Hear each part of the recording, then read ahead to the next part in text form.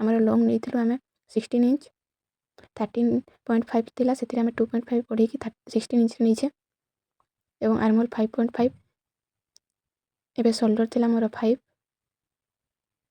ये जो बेकटा काटी आम से 2 इंच काटी। Hello friend welcome back to my YouTube channel. तो आज आम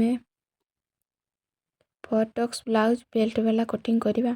तो से मुझे गोटे पेपर नहीं जोटा कि मोर 2 फोल्ड रे अच्छी। तो प्रथम गोटे सीधा गार टाणी देवा ऊपर एवं 0.5 रो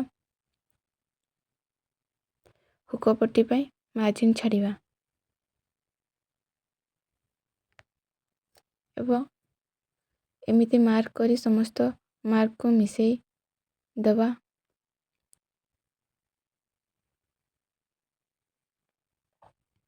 वर्तमान मोर मार्किंग सरला 0.5 रो एबे होची लॉन्ग नेबा। तो ब्लाउज रो लॉन्ग जेतिकी थिबो सेथिरे 2.5 एक्स्ट्रा नेबा।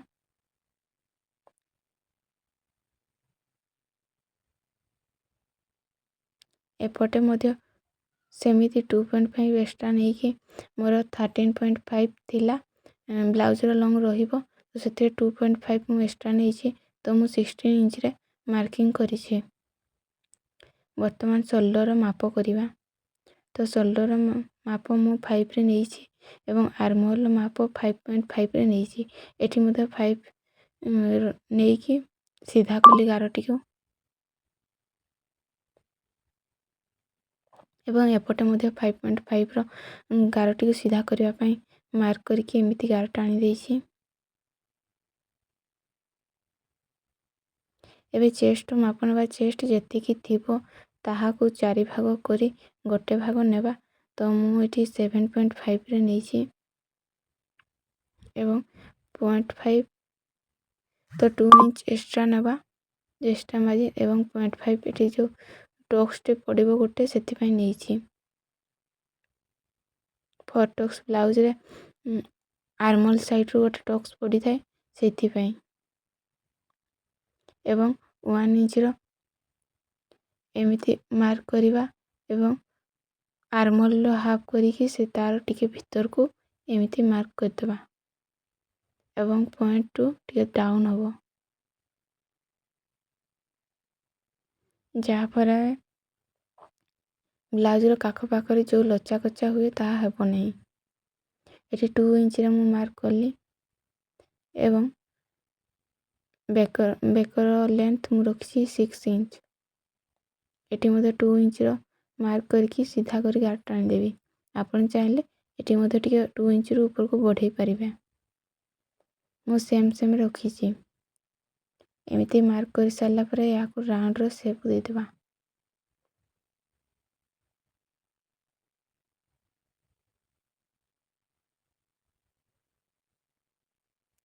यहाँ पर बेल्ट जो लागिबो सेति पे मार्क करिबा।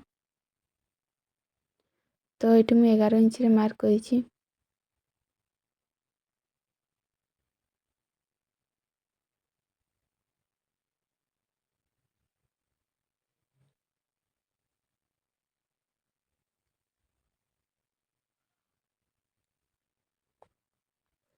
एटा मोर 30 साइज ब्लाउज रो कटिंग होउछि। तो सेति पे एठी 1 इंच रो गोटे मार्क करिबा। 1 इंच रो समस्त नहीं पारिबा। एठी 3 बूस्ट पॉइंट मु नउछि एठी 3 इंच रो एपटो मध्य बूस्ट पॉइंट नउछि 3 इंच रो।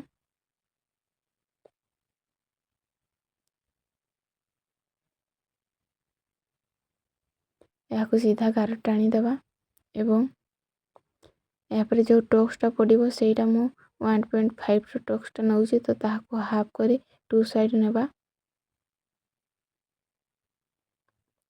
एमिति मिसई दबा।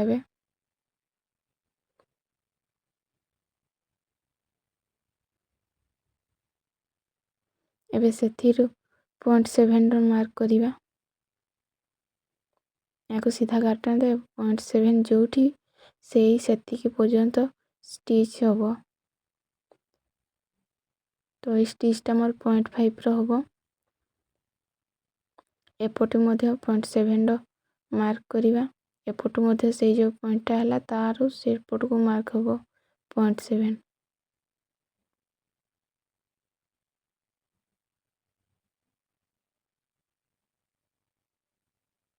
एटी मु जतिकी वेस्ट थिला सेतिकी नेइछि एवं जो 1.5 टॉक्सटा है सेटा नेइछि एवं 2 इंच एक्स्ट्रा थिला सेटा मार्क करिछि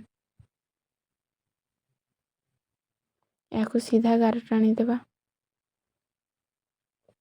देखिवा कोठू एटा मोर 0.7 हेतिला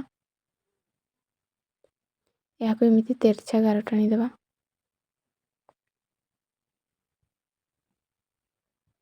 सेइठरू 0.7 मार्क करिवा यह हम आर्महोल साइड रू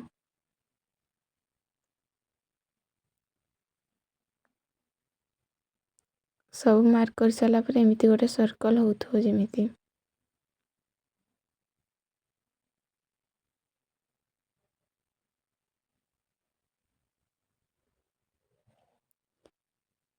एई गारटी को एपट को बढ़ाई देबा एटी जो आम 1 इंच ऊपर को नहीं छे यह को एमिति गोल शेप दे टॉक्स पाखरे मिसिबो एटी मध्य 0.5 रो ऊपर को टिके मार्क हबो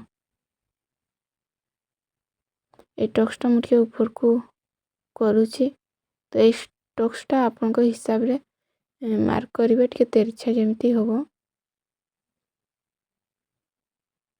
यहाँ पर 0.5 रो ऊपर को मार्क करी एमिति टिके डाउन हबो जेमिति आउ मिसिबो आसिक टॉक्स रे 1.5 रो जो टॉक्सटा नहीं छे सेइठरे एबे एथिरे वेस्ट जेतिकी थिला सेतिकी नेबा 4 भाग करी गोटे भाग एवं 2 इंच एक्स्ट्रा थिला ताहाको नै एमिति तेरछा जॉइंट करबा एटी चाहिला आपण 0.5 रो टिके बढ़ाई पारिथिबे जा फळे जदि बढ़ी जिवो ताहाको पछरे काटी पारिबे एबे देखियो हमें कोउथिरे केते नेइथिले हमर लॉन्ग नेइथिलु हमें 16 इंच 13.5 थिला सेतिरे हमें 2.5 बढ़ाई की 16 इंच रे नेइछे एवं आर्महोल 5.5 एबे शोल्डर थिला मोर 5 एठी जो बेकोटा काटी छे हमें सेटा 2 इंच रे काटी छे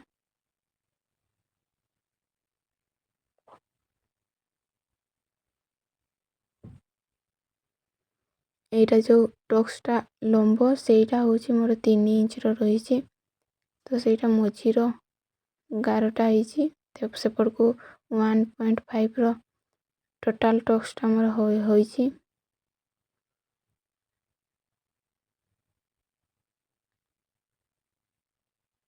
ए जो टॉक्सटा हबो एटा 0.5 रो स्टिच हबो एपटे मध्य 0.5 रो स्टिच हबो एपटे मध्य 0.5 रो स्टिच हबो सेतिके हम चेस्ट हेची और सेटा जो बढ़ेइतले सेपट को 0.5 नहीं छे एपटे मध्य जो टॉक्स पाई नहीं छे सेठी मध्य टॉक्स पाई 1.5 रो बढ़ेइ छे जा फळे सेटा काटी स्टिच हला पर से आसी मिसी जिवो हेले सेम होई जिवो एबे 2 इंच रो एक्स्ट्रा सेपट बढ़ेइ छंती हमें एपटे मध्य बढ़ेइ छंती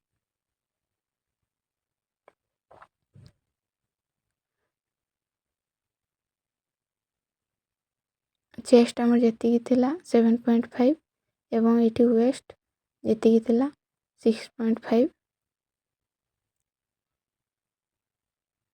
तोला मध्य सेम